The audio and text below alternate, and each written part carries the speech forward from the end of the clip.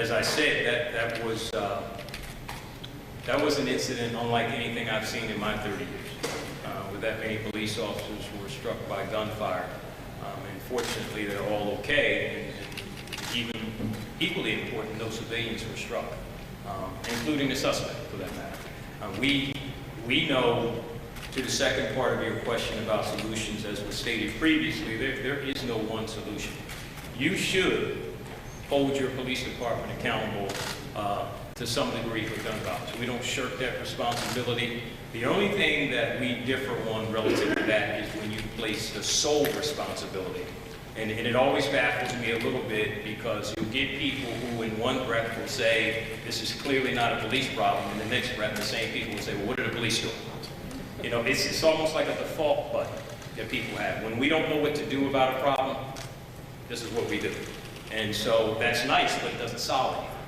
What was those couple hours like for them in there? Absolutely unnerving, and I'll speak that for me. Always responsible for all these men and women. And so with that, you know, comes a degree of anxiety in a certain situation like that, and this was no different. When you know you have two police officers who were trapped along with civilians upstairs with a gunman who has already shown you, even while I was present, that he was willing to still fire at police. You're worried about getting everybody out safely, and you don't know in the moment how you're going to do that, because you know anything can go wrong at any one moment. And so one of the things that I'm just amazed by is the ability of those two officers to remain calm for as long as they did, for hours.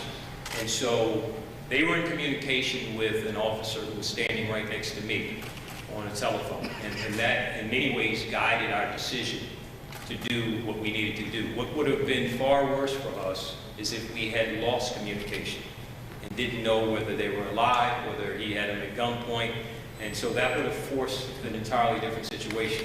Or, worse yet, if we knew that this individual decided to charge the steps upstairs to where they were. So knowing that they were safe, they were very calm, they were reassuring, knowing that at different times there was a lull in the shooting, and that we took advantage of that. All those things were advantageous to us, and we were able to really think it through and wait it out, where normally or under different circumstances we wouldn't have had a choice.